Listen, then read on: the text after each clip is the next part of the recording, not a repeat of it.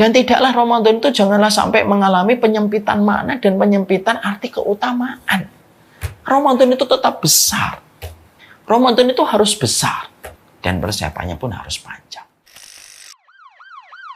في ليلة من الليالي لست أدري ما تراني ظلمة تغمرني يا رب الأرض ضاقت والسماء وقلبي ما عرف الضياء والدمع بات يبكي يا إلهي يا إلهي يا إلهي يا إلهي يا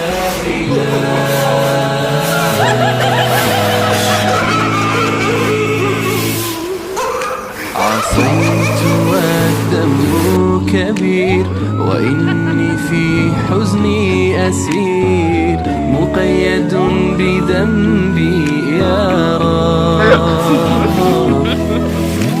فهل أستحق يا إلهي العفو مجرما مقر بالذنوب يا إلهي يا إلهي يا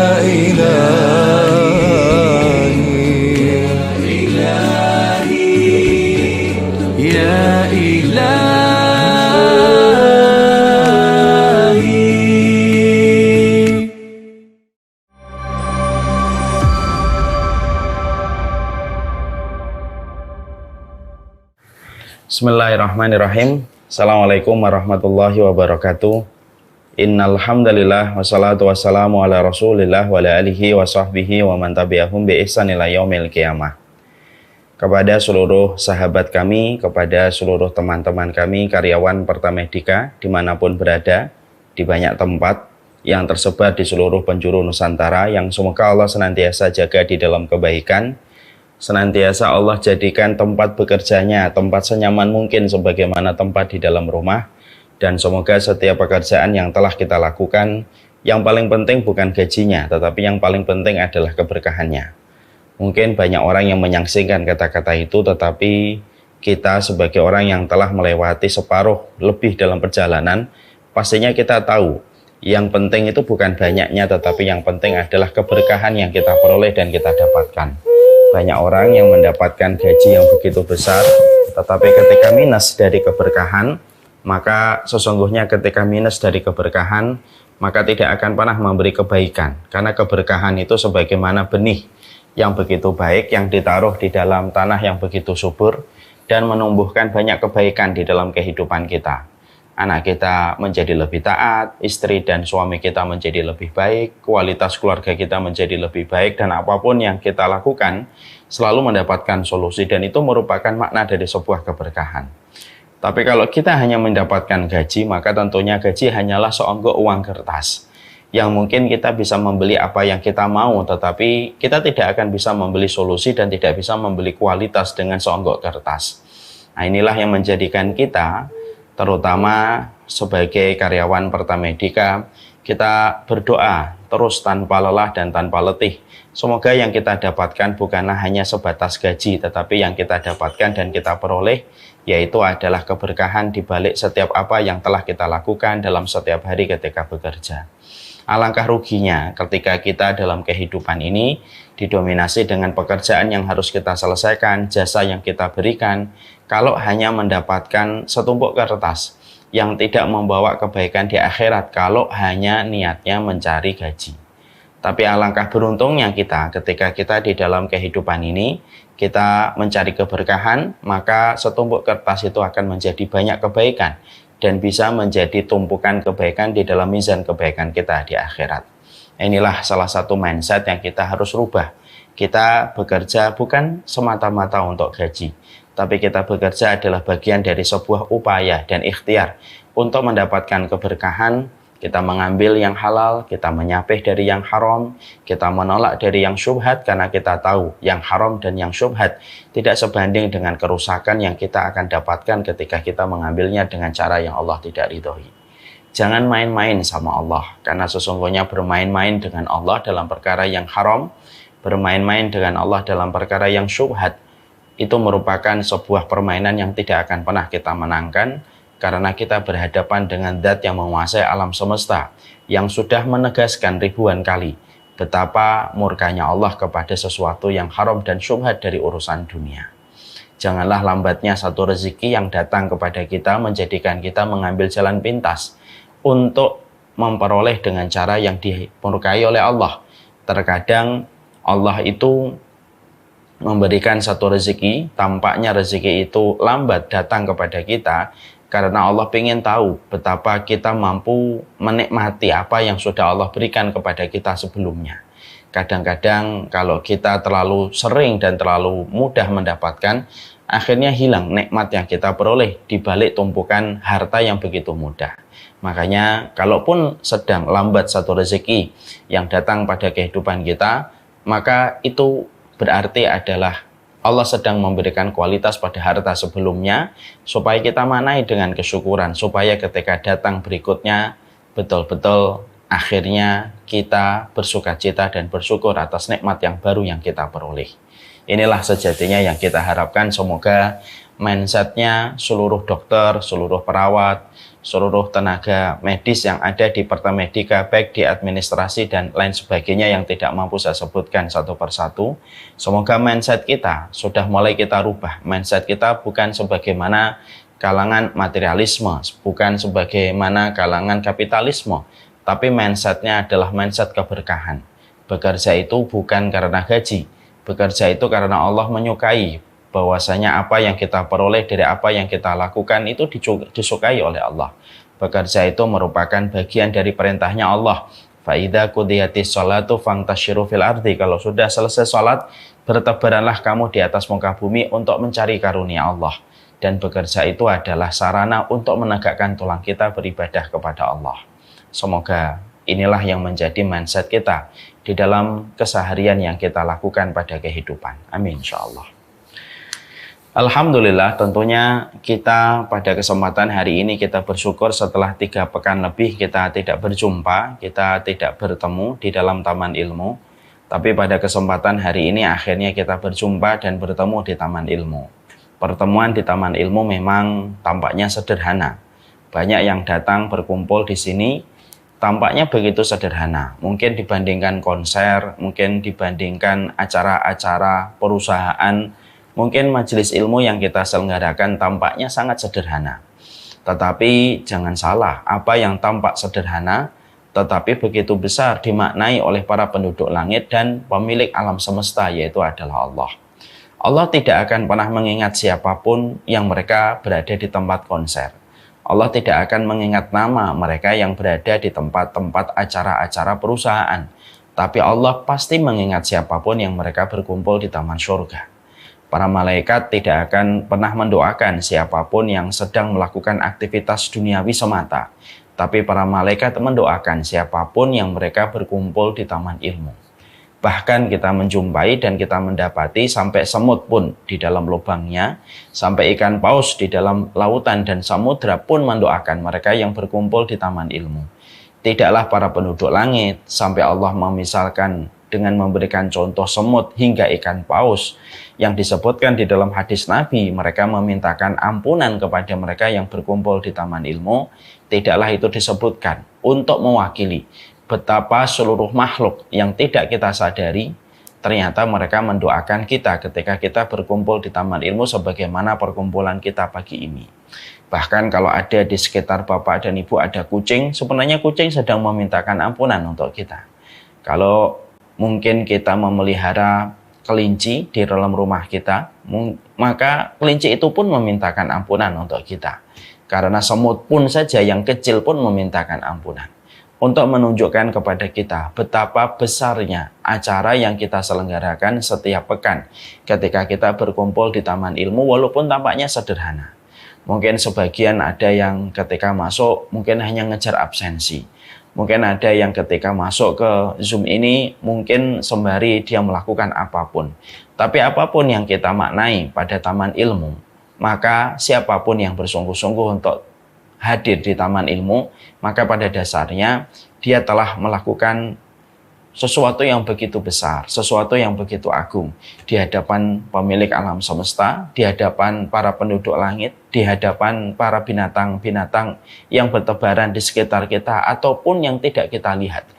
Mereka semuanya diberikan komando oleh Allah untuk memintakan ampunan kepada setiap orang yang berkumpul di taman ilmu, dan betapa bersyukurnya kita. Kita termasuk di antara kerumunan manusia yang berkumpul di taman ilmu pada kesempatan pagi ini, dan tidak ada tempat bagi kita bersyukur kecuali adalah Allah.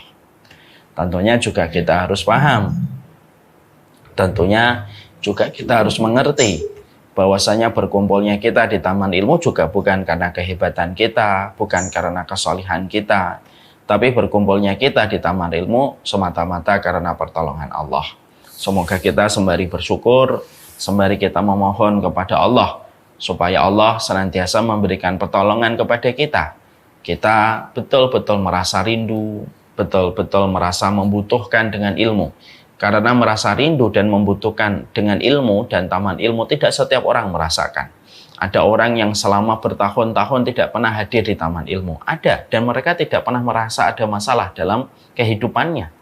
Padahal tidaklah manusia yang jauh dari majelis ilmu dan taman ilmu kecuali ada yang rusak pada hatinya dan jiwanya. Ada orang yang mereka tidak pernah datang ke taman ilmu hingga sepanjang hidupnya, dan mereka merasa tidak ada apa-apa, padahal ada sesuatu yang pasti akan terjadi ketika manusia itu tidak merasa rindu dan tidak merasa membutuhkan taman ilmu.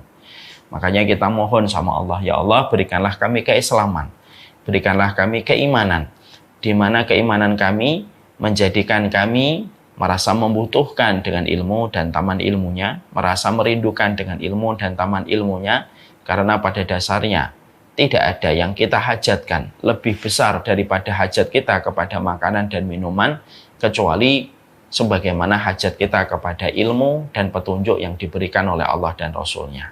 Semoga Allah memberikan anugerah ini pada kehidupan kita. Dan kita selaku hambanya dan selaku makhluknya tentunya harus mengetahui panggilan ya ayyuhalladzina amanu satu persatu dalam kehidupan kita. Setiap keluarga pasti akan membayangkan bagaimana detik-detik keluarga yang mereka cintai ketika meregang nyawa pada kita. Wahai orang yang beriman, infakkanlah dan berikanlah hartamu di jalan Allah. Sebelum saya menyampaikan ayat 282, tentunya kita harus paham perkataan orang munafik kita respon. Karena sesungguhnya tidak ada yang mereka inginkan dari setiap perkataan yang mereka sampaikan kecuali adalah melemahkan pada Allah. Bahwasanya yang pertama yang kita jumpai adalah kita diberikan nasihat dan nasihat terindah dari Allah. Berikanlah yang terbaik untuk wanita-wanita yang mereka terlibat masalah. Masalah itu terjadi, mukmin atau tidak mukmin pasti kita akan terlibat masalah. Tentunya di dalam kita beriman kepada Allah, maka salah satu di antara syarat keimanan kita kepada Allah adalah mencintai apapun yang dicintai oleh Allah.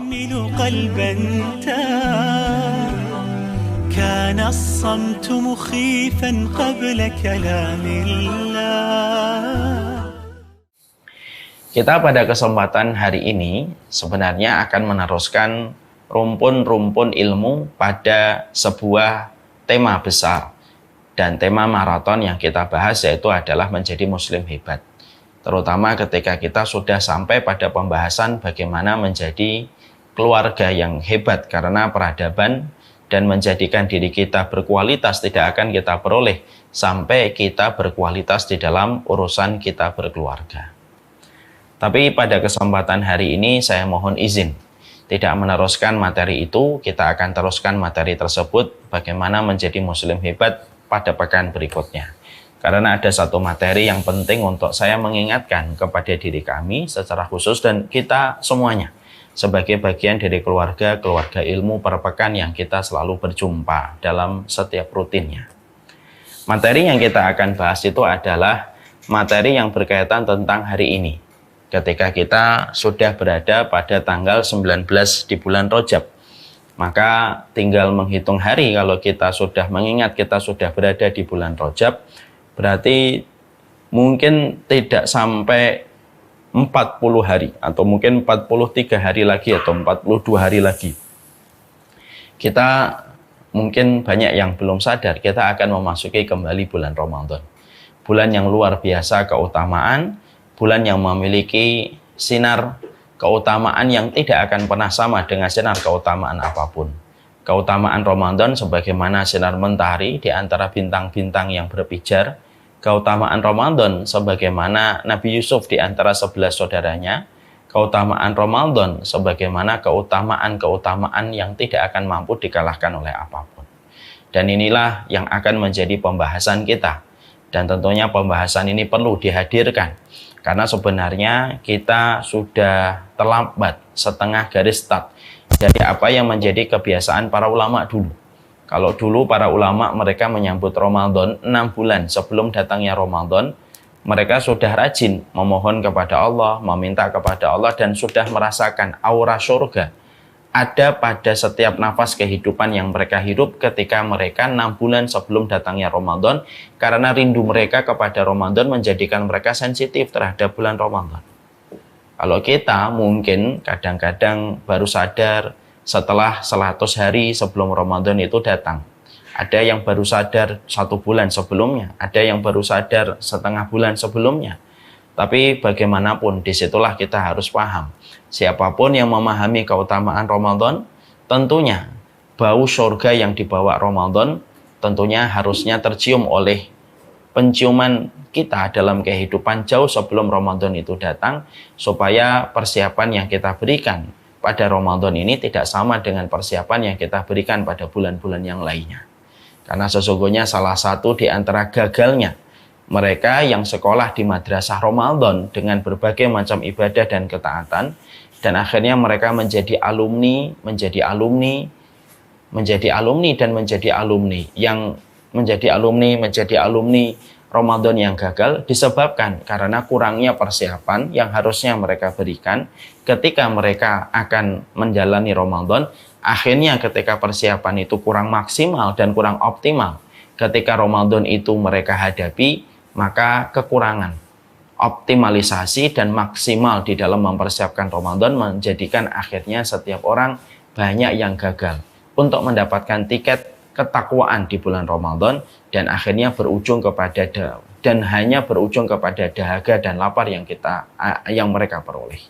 Maka inilah yang kita khawatirkan, dan itulah yang menjadi salah satu alasan kita harus membahas Ramadan, walaupun memang Ramadan masih sekitar 42 hari lagi.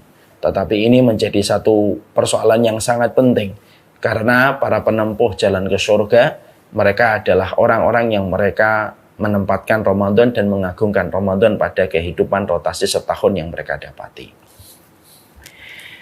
Maka setelah kita memahami latar belakang kenapa kita menyampaikan materi Ramadan pada kesempatan Jumat kali ini, maka tentunya kita harus memulai dulu. Kita ini harus diingatkan kembali tentang keutamaan Ramadan, yang mana keutamaan Ramadan bukanlah keutamaan yang kecil dan bukanlah keutamaan yang remeh. Keutamaan Ramadan itu bukan keutamaan recehan, karena sesungguhnya tidak ada prime time waktu yang paling utama yang sangat dicintai oleh Allah kecuali di bulan Ramadan, karena tidak setiap waktu memiliki kedudukan dan keutamaan yang sama di sisi Allah. Memang waktu 12 bulan dalam 1 tahun, 29 hari ataupun 30 hari di dalam 1 bulan. Tapi kita harus paham, tidak setiap waktu memiliki keutamaan yang sama di sisi Allah. Bukankah keutamaan sepertiga malam tidak sama dengan keutamaan jam 1?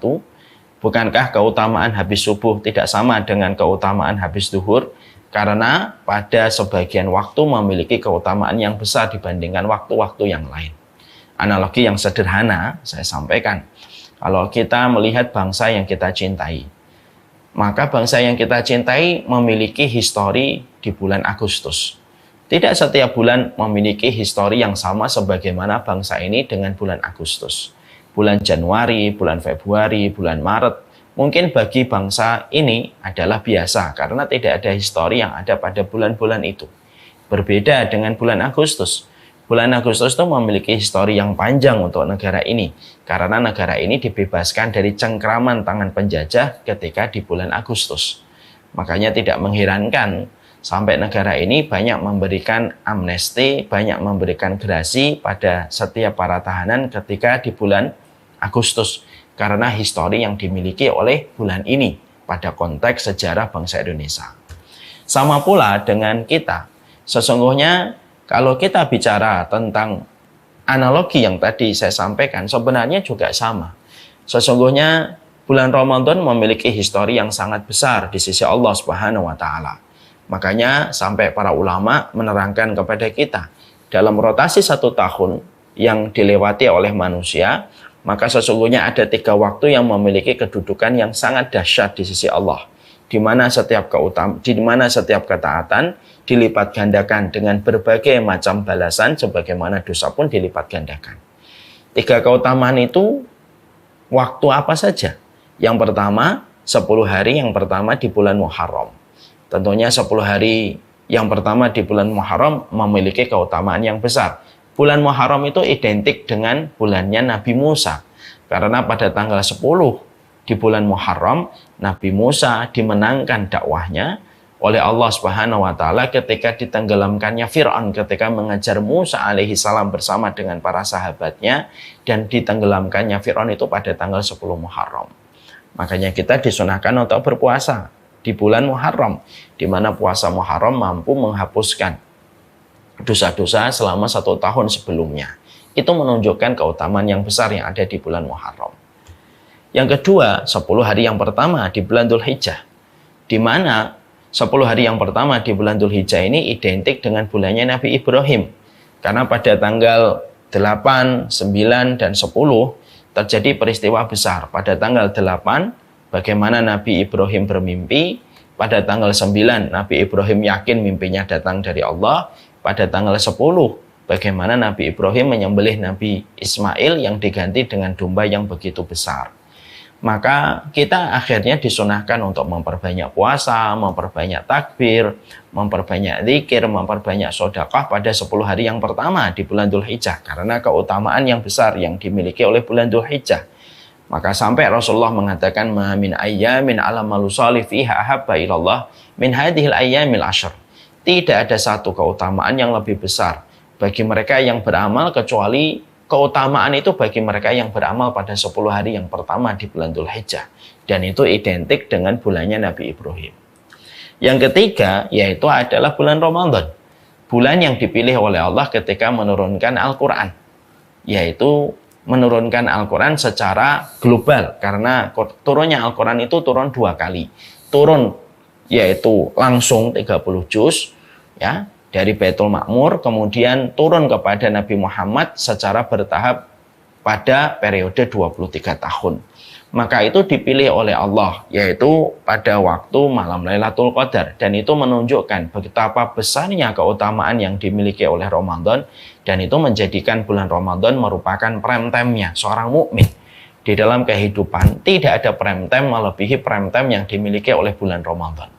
Makanya Masya Allah, sampai begitu besarnya prime time yang dimiliki oleh bulan Ramadan, yang insya Allah 42 hari lagi kita akan memasuki bulan prime time ini di dalam bulan Ramadan. Saking begitu besarnya keutamaan yang dimiliki oleh bulan Ramadan, maka bulan Ramadan memiliki kelebihan yang tidak dimiliki oleh bulan Muharram, yang tidak dimiliki oleh bulan Dzulhijjah sekalipun.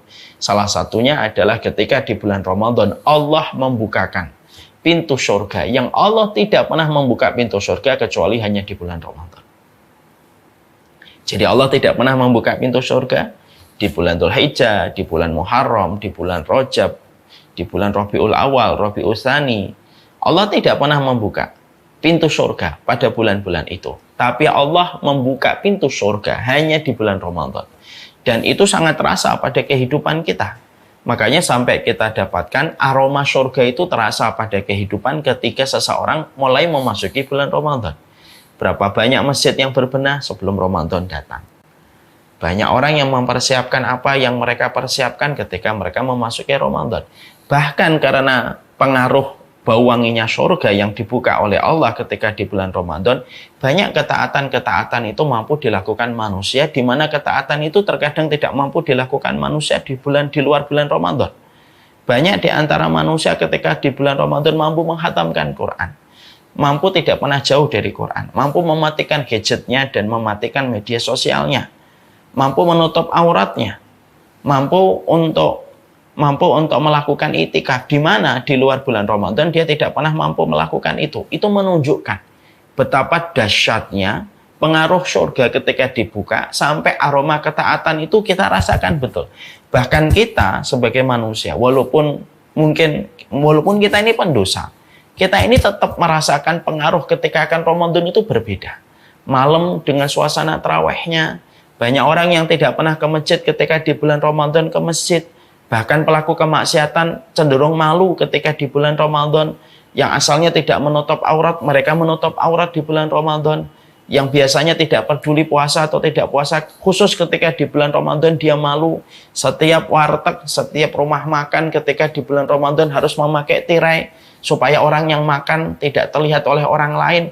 Itu menunjukkan betapa besarnya, luar biasanya, dahsyatnya prime time yang Allah berikan di bulan Ramadan, sampai aroma ketaatan itu sangat terasa di bulan Ramadan, sampai kita memiliki energi yang kita tidak pernah tahu. Energi X yang kita peroleh ini menjadikan kita mampu melakukan ketaatan yang mana secara jujur banyak ketaatan yang kita maksimalkan di bulan Ramadan.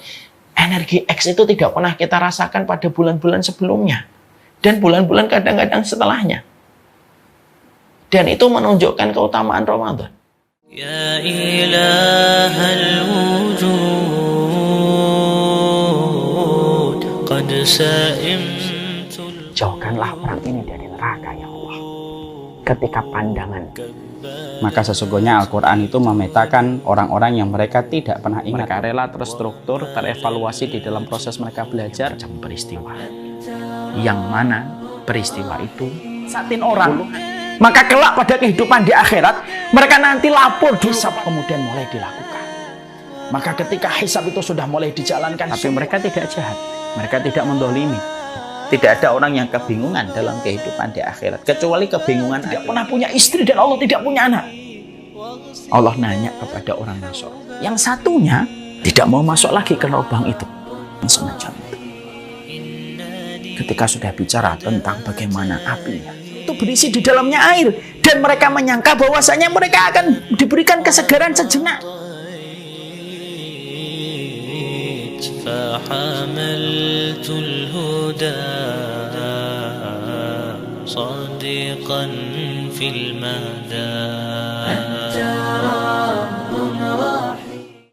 Makanya sampai akhirnya tidak salah kalau kita menjumpai perkataan dari Rasulullah, man khurrima an khairiha faqad harrima kulliha. Maka sampai dikatakan kalau ada orang kok di bulan Ramadan ketika pintu neraka ditutup, artinya kan dorongan untuk berbuat dosa itu sebenarnya berkurang karena pintu neraka ditutup. Setan dibelenggu, pintu surga dibuka selapang-lapangnya. Maka kata Rasulullah, barang siapa orang yang tidak mampu untuk mendapatkan kebaikan ketika di bulan Ramadan, seakan-akan dia diharamkan dari kebaikan itu dalam seluruh hidupnya. Kenapa? Kalau kamu tidak mampu untuk melakukan ketaatan di bulan Ramadan, terus di bulan mana lagi kamu akan melakukan ketaatan? Kalaulah di bulan Ramadan kamu tidak mampu melakukan ketaatan. Kalau ada orang yang tidak mampu khatam di bulan Ramadan, seakan-akan itu kalau kita mendengar apa yang tadi disampaikan oleh baginda Nabi, seakan-akan orang kalau tidak menghatamkan Al-Quran, seakan-akan terus di bulan mana lagi kamu akan menghatamkan Al-Quran. Kalau di bulan Ramadan kamu tidak sedekah, terus di bulan mana lagi kamu akan sedekah. Kalau di bulan Ramadan kamu tidak datang ke masjid, terus di bulan mana lagi kamu akan pergi ke masjid? Kalau bulan Ramadan tidak mampu menggerakkan hatimu untuk melakukan ketaatan. Karena apa? Karena di bulan Ramadan itu semua komponen yang kita lakukan di dalam melakukan ketaatan itu sudah disempurnakan oleh Allah. Surga dibuka, setan dibelenggu, neraka ditutup, dan kita mengalahkan hawa nafsunya saja. Makanya itu yang menjadi sebuah perenungan. Analoginya sederhana. Kalau ada orang diberikan kesempatan sholat di depan Ka'bah langsung, mungkin di shop pertama, shop kedua, shop ketiga, di seluruh dunia dia shop pertama, 2, dan 3. Di depan Ka'bah dia tidak mampu khusyuk, tidak mampu untuk memberikan seluruh dan segenap pikirannya hanya kepada Allah, maka perkataan kita sederhana untuk diri kita. Kalau di depan Ka'bah saja saya tidak khusyuk, terus di tempat mana lagi saya bisa khusyuk?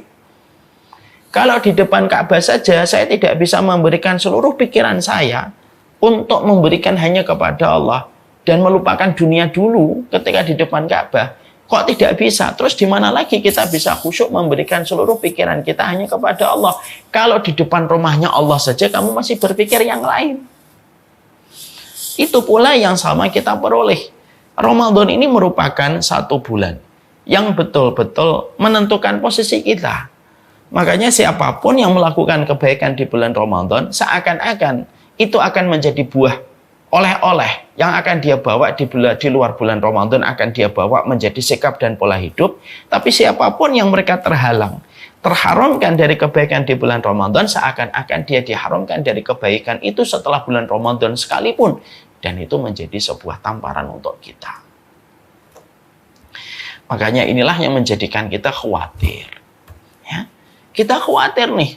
Kalau kita tidak memberikan makna pada bulan Ramadan, dengan kita mengingatkan dulu jauh sebelum Ramadan itu datang untuk menghadirkan hati kita, menghadirkan pikiran kita, supaya betul-betul kita mampu melihat Ramadan dari sudut pandang yang benar, bahwasanya Ramadan bukanlah rutinitas per tahun.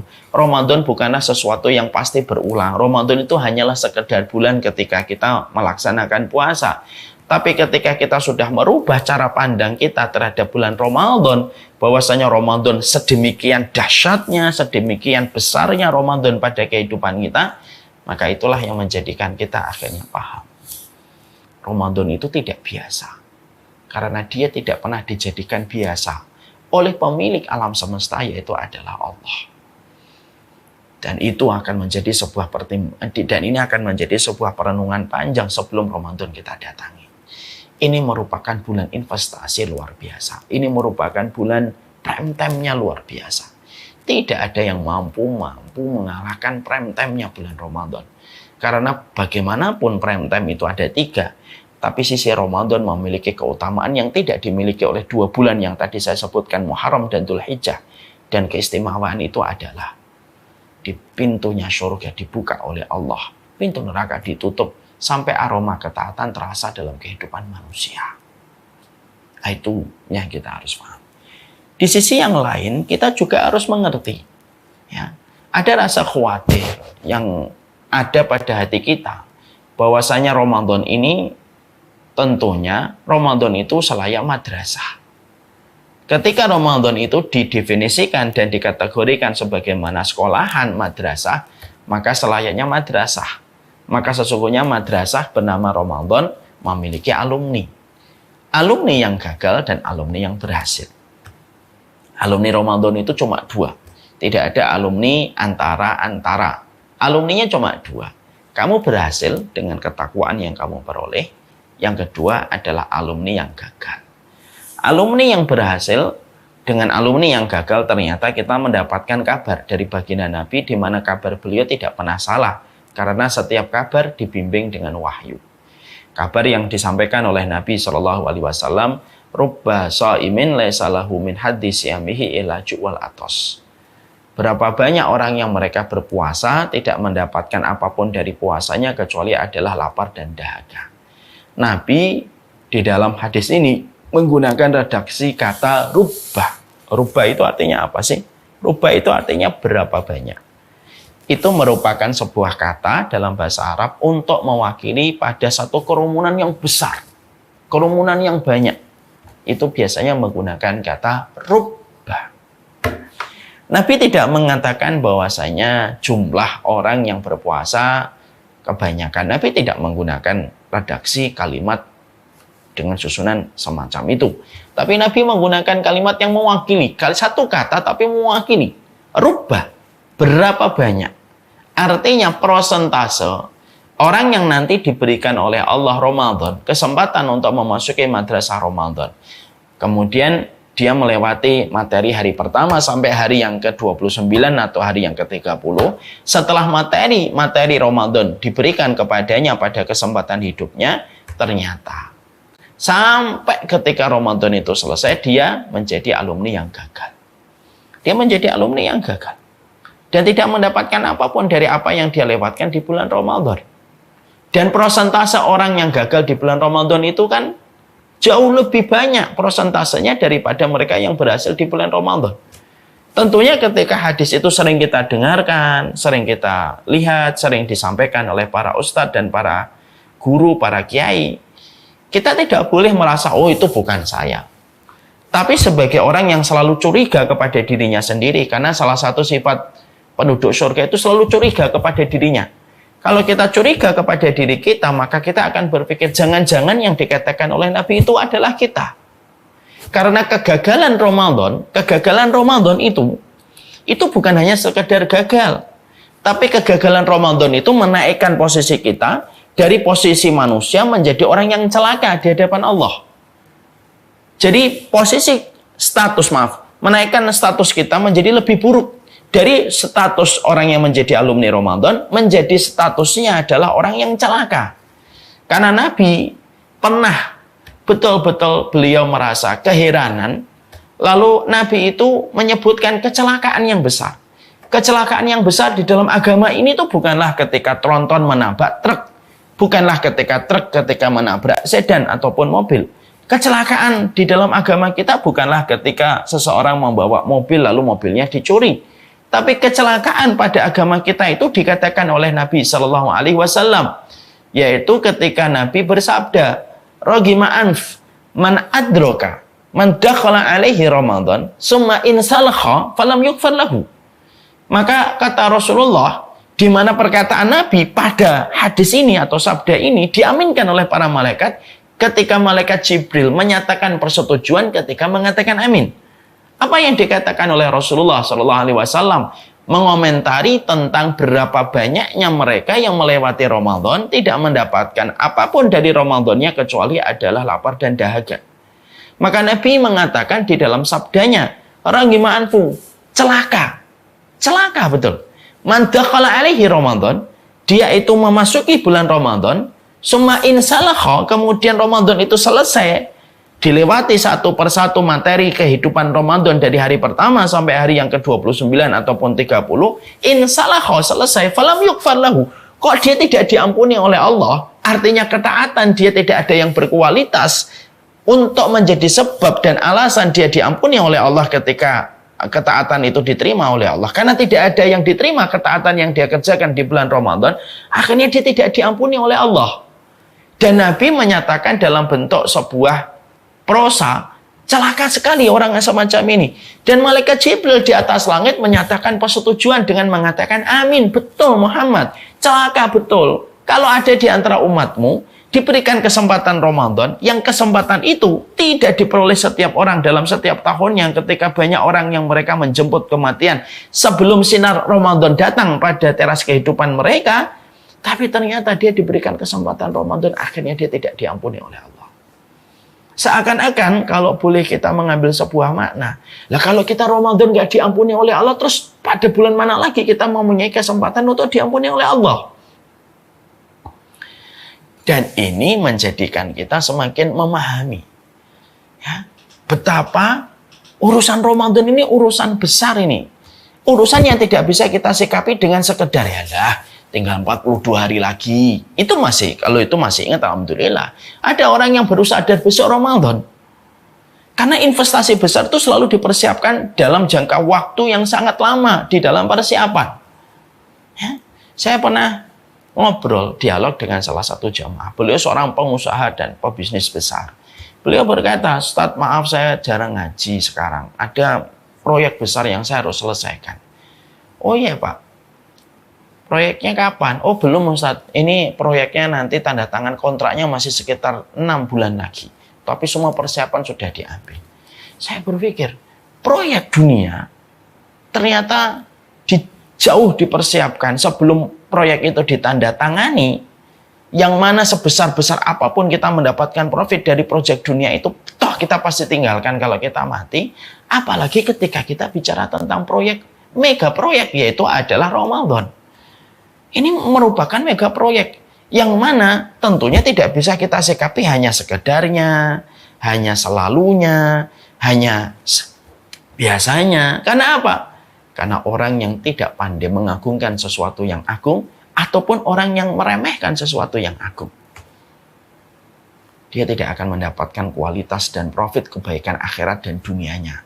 Kalau seseorang sudah tidak pandai untuk mengagungkan sesuatu yang primer, dan mereka cenderung untuk meremehkan sesuatu yang besar. Kualitas kita itu tahu kapasitas. Mana yang besar, disikapi besar. Mana yang remeh, disikapi remeh. Tapi kalau kita sudah bicara dalam konteks kehidupan akhirat, kamu meremehkan yang besar, kamu mengecilkan yang primer, dan kamu meremeh dan kamu melalaikan yang prime time, ya tentunya tidak ada yang bisa diharapkan pada kualitas kehidupan kita berikutnya. Karena kualitas kehidupan berikutnya sangat tergantung bagaimana kita menyikapi Ramadan sebagai salah satu cara kita untuk mendapatkan dan meraih ampunan dan rahmatnya Allah. Makanya saya mengingatkan sedikit, ya, karena ini materi mungkin saya harus sampaikan 2 kali pertemuan, mungkin hari ini dan pekan depan. Saya akan menyampaikan setidaknya ada beberapa hal yang kita harus ulik supaya membangun narasi kesadaran kita sebelum Ramadan itu betul-betul datang menjelang kepada kita. Ya, kita bahas dulu apa sih keutamaan Ramadan, Ustaz? Sampai sebesar itu kita memberikan perhatian, sampai kita menjumpai para sahabat Nabi itu, mereka sudah mencium bau aroma Ramadan 6 bulan sebelum Ramadan itu datang.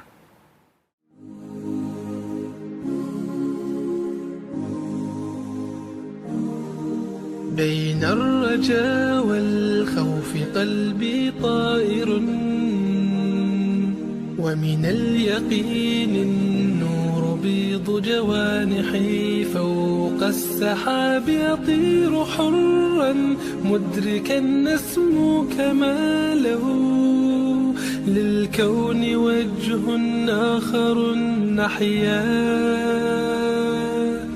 أنا صنعة أوجدتها يا باري وملكت فيها معصم الإيمان للحق والعدل التواصي بالجمال عبادة حسن التأمل بالإله وصال كالجمال يرى ويقلب نبعه كالقرب حين دعاء تداعب طفلها وتضمه أملا كما حاجاتنا منا إليك نريد يا الله وضعت لغات الكون تنشر قيمة للحب للإسعاد للتغيير يا رب قربنا وباركنا لنعمل صالحا في يدي رسالة التغيير وضعت لغات الكون تنشر قيمة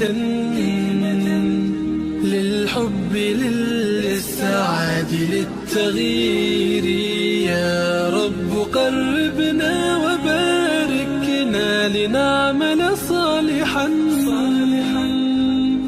في يدي رسالة التغيير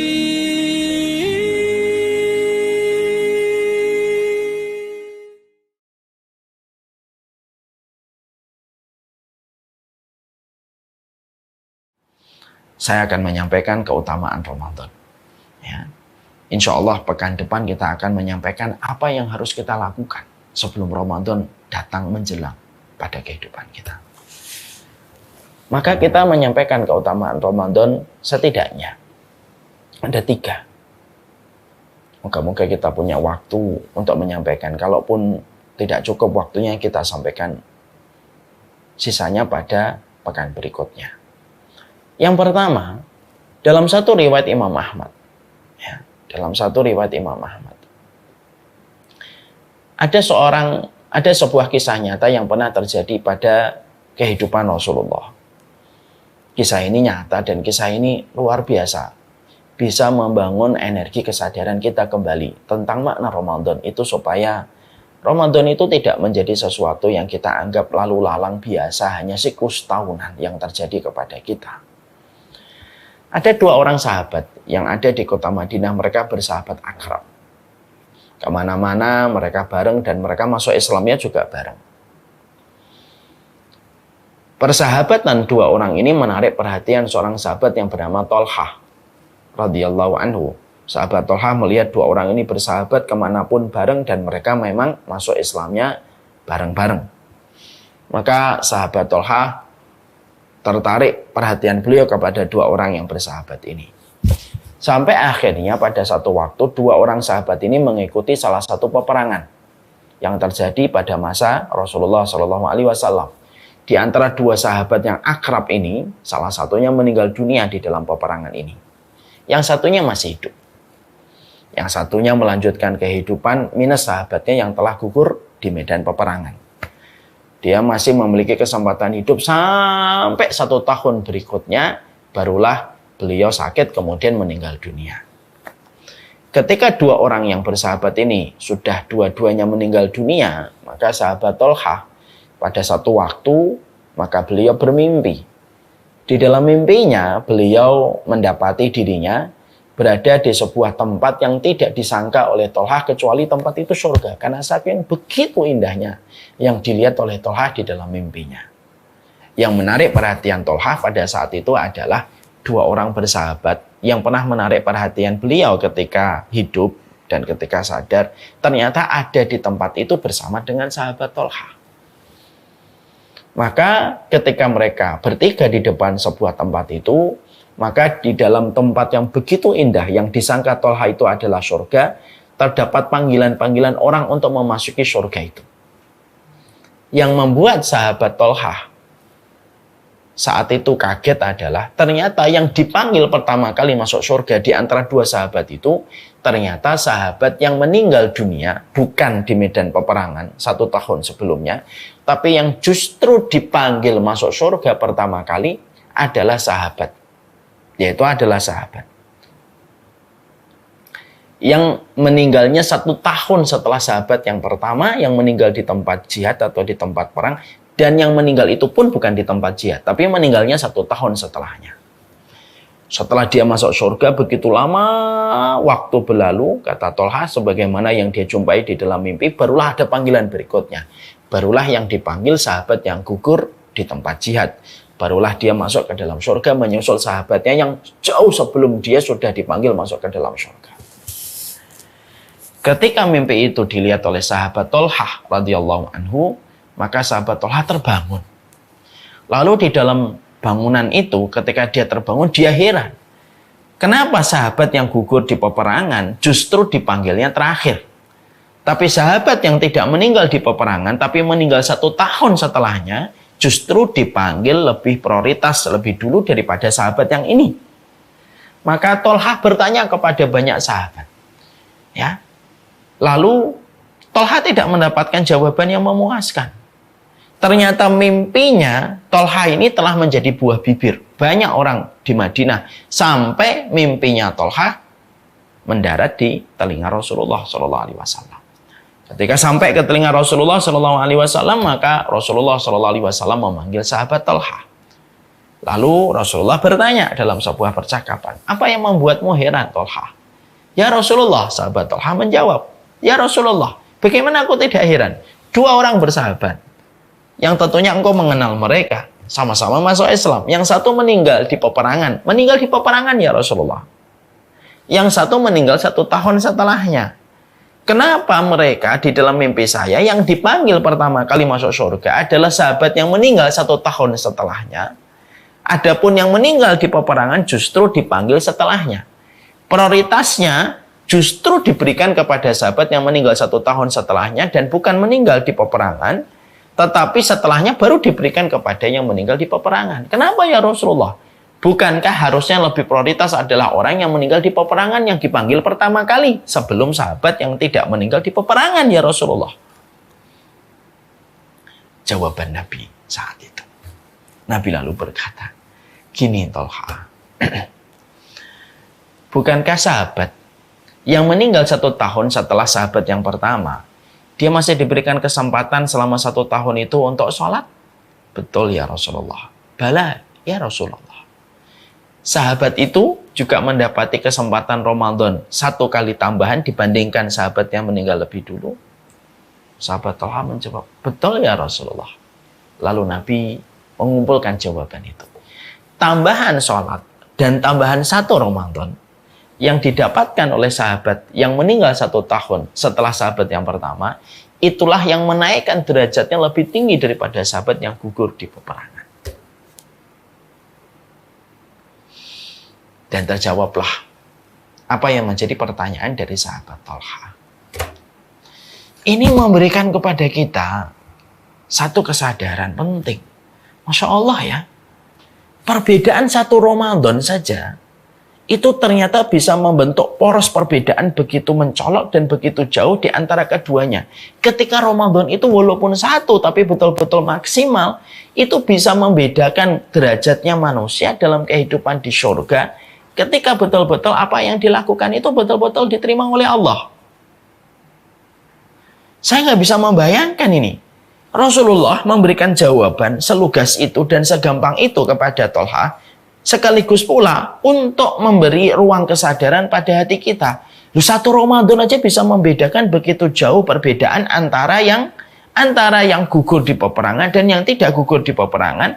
Dan ternyata ketidakguguran beliau di peperangan itu ditebus dengan sholat yang maksimal, ditebus dengan 1 Ramadan yang maksimal, maka itu bisa menutup kekurangan dia tidak meninggal di peperangan dan menaikkan derajat yang begitu tinggi di sisi Allah di dalam surga. Ini hadis sahih. Ya. Ini menjelaskan kepada kita, Masya Allah ya, sebesar itulah yang kita jumpai dan kita dapatkan bulan Ramadan. Makanya menurut saya tidak berlebihan ketika saya menggunakan kata tidak ada prime time yang paling terbaik dalam siklus 1 tahun yang kita lewati, kecuali prime time yang paling terbaik dalam kehidupan kita itu di bulan Ramadan, yang insya Allah 40 hari lagi kita akan sampai di bulan Ramadan. Ya insya Allah kita akan sampai di bulan Ramadan. Makanya ketika kita melihat apa yang dilihat oleh sahabat Tolha di dalam mimpinya, maka ini yang harus betul-betul memberikan kepada kita persiapan. Sesuatu yang agung tidak bisa dipersiapkan dalam waktu yang mepet. Tidak mungkin itu. Sesuatu yang agung harus dipersiapkan dengan sesuatu yang panjang. Acara World Cup di Qatar tidak mungkin dipersiapkan dalam waktu seminggu, sepekan sebelumnya. Dipersiapkan 3 tahun, 4 tahun sebelum acara itu berlangsung. Acara Asian Games tidak mungkin diselenggarakan dalam waktu 3 hari sebelumnya. Dipersiapkan waktunya itu mungkin 2 tahun sebelumnya. Karena apa? Acara besar itu selalu mempersiapkan persiapan yang panjang. Itu logika yang tidak bisa kita bantah. Orang yang mampu menyelesaikan maraton 42 km, nggak mungkin dia itu menyelesaikan maraton 42 km kalau dia baru latihan 2 hari sebelumnya. Nggak mungkin, mustahil, hampir mustahil dilakukan. Orang yang mampu melakukan lari maraton 42 km, pasti persiapannya panjang. Jadi lari 1 kilo, naik ke 2 kilo, diatur nafasnya, naik ke 3 kilo, diatur nafasnya, naik ke 5 kilo, 6 kilo, sampai 10 kilo, sampai akhirnya dia mampu meranjak kepada 42 km. Kalaulah hanya maraton, hanya World Cup, hanya Asian Games, ternyata butuh persiapan yang panjang karena sesuatu yang agung tidak bisa dipersiapkan dengan persiapan yang pendek. Itu pula yang kita harus berikan perhatian kita kepada Ramadan. Ini agung loh. 1 Ramadan seorang sahabat yang tidak gugur di jalan Allah mampu mengalahkan seorang sahabat yang gugur di jalan Allah. Dan ini harus membangkitkan kesadaran kita kembali. Ini Ramadan. Jadi Ramadan itu bukan hanya sekedar taraweh, sahur, acara lelucon dan acara lawak ketika pada waktu sahur, acara manu berbuka. Bukan masalah itu. Ini masalah besar.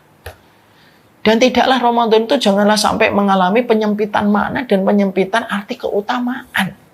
Ramadan itu tetap besar. Ramadan itu harus besar. Dan persiapannya pun harus panjang. Nah, ini yang harusnya kita pahami. Ini keutamaan yang pertama. Ternyata waktunya tidak cukup, sudah jam 8. Nah, tentunya kita lanjutkan part yang kedua. Ya tentunya ini saya sampaikan kepada seluruh rekan kami, sahabat kami, seluruh komponen yang terlibat di Pertamedika. Karena pada dasarnya, hari ini Ramadan telah mengalami banyak penyempitan makna. Dan kewajiban kita sebagai penuntut ilmu, mengembalikan Ramadan pada tempat terindah yang Allah berikan kepada Ramadan. في ليلة من الليال لست أدري ما تراني ظلمة تغمرني يا رب الأرض ضاقت والسماء وقلبي ما عرف الضياء والدمع بات يبكي يا إلهي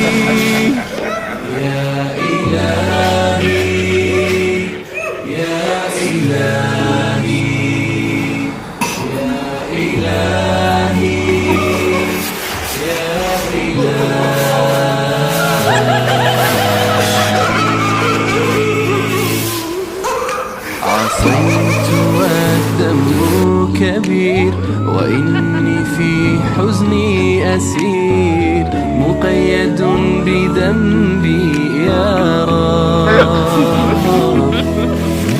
فهل أستحق يا إلهي العفو مجرما مقر بالذنوب